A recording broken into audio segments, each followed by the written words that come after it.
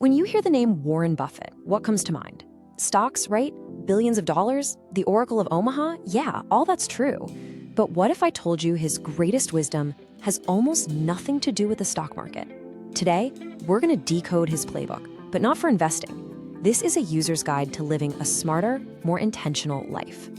So, that leads to the big question, right? Can you actually use a billionaire's playbook if you don't have the billions?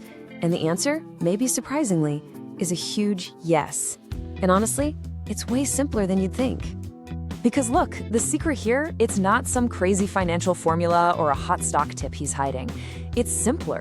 It's a mindset. It's a whole way of thinking that puts long-term value way ahead of short-term hype. And not just in your bank account, but in every part of your life. The best part? Anyone can start using it, like right now. Okay, so where do we even start with this? Well, it all begins with building your own personal knowledge engine. Think about it. Before you can make smart moves, you have to learn a lot. Your decisions are only ever going to be as good as the info you're feeding your brain. Now, we all know the stories, right? Buffett reads for like 5 or 6 hours every single day. Okay, let's be real, that's probably not happening for most of us. But here's the thing you need to get. It's not about the volume, it's about the consistency. Your version doesn't have to be 6 hours. It can be just 15 minutes a day, every single day. That tiny little habit, over time, it compounds into a huge intellectual edge. Buffett, of course, had his legendary mentor, Benjamin Graham. But today, mentorship is everywhere. It's more accessible than it has ever been. You don't need to get a one-on-one meeting with a genius anymore. Your mentors, they're right there in books, on podcasts, in online courses from the best experts in the world. All that knowledge is just out there, waiting for you. And speaking of knowledge, let me ask you something. What do you think Buffett says was his single best investment ever? Like, was it Coke, American Express, some other genius stock pick? I'll bet the answer is going to surprise you. Get this. It was a public speaking course, a Dale Carnegie course. He figured out super early on that having brilliant ideas is totally worthless if you can't get them across to other people. And this is just the perfect example of his number one rule. The absolute best place you can invest your time and money is in yourself. Okay, but just reading isn't enough, right? Knowledge is pretty much useless until you actually go out and test it in the real world. And that brings us to the next big idea. You've got to act on what you know. You do that by starting small and learning how to fail smart. I mean, Buffett didn't just jump into buying giant companies. Take a look at what he was doing as a teenager. A paper route at 13, renting out pinball machines at 15, buying a small farm at 17. Every single one of these was a small, low-risk experiment. And they taught him priceless, real-world lessons about cash flow, profit, how a business actually works. But hey, he definitely made mistakes too. A lot of them. In fact, the company that made him famous, Berkshire Hathaway, it actually started as what he calls his biggest mistake. It was a failing textile mill he bought just because it was cheap. So how on earth did his biggest failure turn into his greatest success story? Well, he basically used what we can call the pivot process. It's a 3-step thing. 1, he identified the failure. He admitted the textile business was a total dead end. 2, he extracted the lesson. The big takeaway? Don't buy a terrible business just because it's cheap. And 3, he reallocated his resources. He took the cash flow that was still coming from that dying mill and used it to buy great insurance companies. He literally turned a mistake into a launchpad. And this really gets us to the absolute core of the Buffett playbook, learning to think like an investor in everything you do. And I'm not just talking about money here. This is a framework for making smart, rational decisions, and this is the most important part, mastering the emotions that can completely wreck those decisions. So check this out. We can take his famous 4-part framework for picking stocks and translate it into rules for just regular life. So favorable economics, for you that means choosing a stable career path, not chasing some crazy hyped-up trend.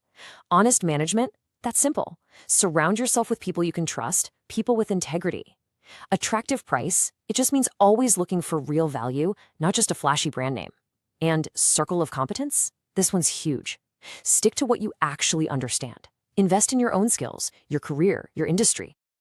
But you know what? None of that other stuff matters one bit if you can't control your emotions. And that leads us to maybe his most famous quote ever. It's an absolute masterclass in psychological discipline. It's all about breaking away from the herd and actually thinking for yourself. This really shows you exactly what he means. When everyone else is panicking, selling everything, the prepared person doesn't see a crisis. They see a massive sale. This is why Buffett always talks about having dry powder. Basically, an opportunity fund. It lets you act rationally when the rest of the world is going nuts emotionally. The whole game is about being prepared. So all of these pieces, they all fit together into one big, overarching philosophy: living the long game. This is the final, crucial principle. It's about taking that magic of compounding and applying it to everything, not just your money, but your habits, your knowledge, even your relationships. I mean, this chart just says it all, doesn't it? Those small, consistent things you do, they look like nothing at first, totally insignificant. But stretch that out over 10, 20, or 30 years, the results are exponential. They're almost unbelievable. In this way of thinking, patience isn't just a virtue, it's a strategic weapon. And how does Buffett actually live this out? Well, get this. He still lives in the same exact house he bought back in 1958. He gets it. Every single dollar you spend on some fancy lifestyle upgrade you don't really need is a dollar that can't be out there working for you, compounding for your future. So what's the point of all that? It's simple. He's not playing the game of appearances. He's playing the game of freedom. The real goal isn't to look rich. It's to be so financially independent that you, and only you, get to control your own time. You get to live life completely on your own terms. And what does he do with all that freedom and all that wealth? He gives it away. Seriously, he's pledged to donate over 99% of his fortune. For him, money isn't a scoreboard for success. It's a tool to create massive positive change in the world. It's just such a powerful reminder that wealth is a means to an end, not the end itself. All right, so let's wrap this all up. Here's your personal Buffett toolkit. 4 simple but incredibly powerful habits you can start building, literally, today. 1. Read every day. Build that knowledge engine. 2. Start small and learn to pivot from your failures. 3. Get a grip on your emotions so you can make rational choices. And 4.